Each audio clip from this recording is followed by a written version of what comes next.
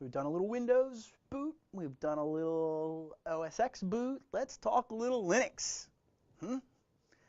I like the Linux operating system because of the way it does its boot process. I think it's robust. I know that the list here is kind of odd. Really, it should be 5 steps.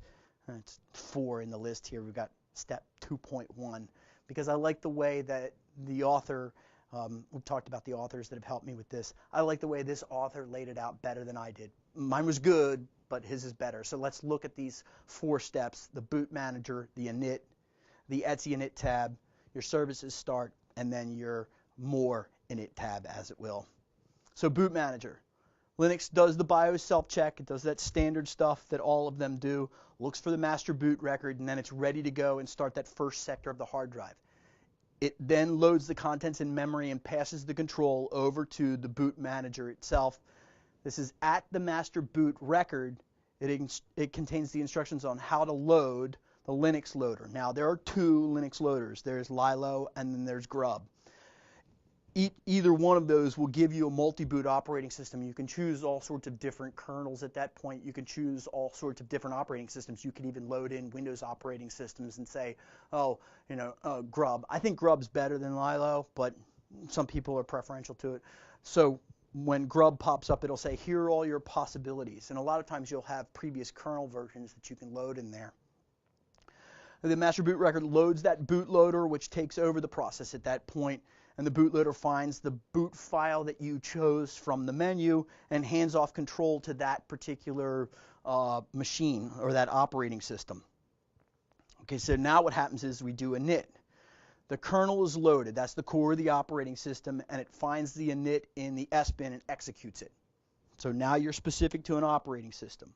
And the kernel is the core of the operating system that's being loaded into the RAM. It's kind of the little operating system, not the big operating system with everything in it. And so when the init starts, it becomes the parent to all the processes that are started at that point. And they start up automatically in Linux. Okay, now, more on step 2. The first thing the init does is it reads the initialize file, which is the etc init tab. And it says, look for the local configuration scripts for the environment. Figure out what this environment is. Now, it's not actually doing any kind of like plug and play at this point. It's just saying, okay, what environment do I know about what was established before? It describes how the system should be set up at each run level. We'll see run levels in a second. And after having determined the default run level for the system, the init starts all those background processes necessary to run the actual operating system itself. And it looks in particular directories. And these are the RC directories for that particular run level. Now this is where you get into step 2.1. Okay, so etc init tab. Each entry in the init tab has 4 fields: identifier, run level, action, and command. Those are the basics for it. And that run level defines what services and processes are actually running. I remember before when I said that I like to knock down the operating system, to shut down the operating system in Linux by typing in init 0. Because what we're doing is we're saying we're done and we're rolling all the way down to that lowest level. Services kicks in. This is where any one of the init.d or the rc.d services are popped in. So this is all the startup scripts for any of the services that are necessary for the running operating system. And then in step 4, the more init tab kicks in and retrieves all the lines in the etc init tab, and it respawns them under the current run level. The initial run level it's setting up is kind of a lower level setup, and now when we're spawning these and bringing this up to this next run level, we get a little bit more security in there. So that's why we're spawning them at the new run level. Respawn commands are restarted when they end, so they run continuously as long as the system is at run level 5. So when I set init 0, well, what would happen is we're not at 5 anymore. We're down to 0 level, and so all those services are all shutting down really, really quickly. And finally, the system is booted and ready to accept login requests. So that's the Linux setup and boot system. So you've got 3 operating systems. You want to know what's happening at each one of those operating system levels. They boot very differently from each other. You have to be a specialist in one. And what I will say is pick your specialization and then go back to this information and really, really dig into it. So how do you dig into these operating systems and really know them at their core when they're booting? Here's my suggestions to you. Number 1, if you're doing anything with Linux, I think that you should go back and look at a project called Linux from Scratch. It is an amazing project, and what it will allow you to do is through virtualization, it will allow you to build an operating system starting from nothing, starting from just that little tiny piece of the boot of the kernel at that point. Now, there's no equivalent Linux from scratch for OS X or Windows, so what could you read there?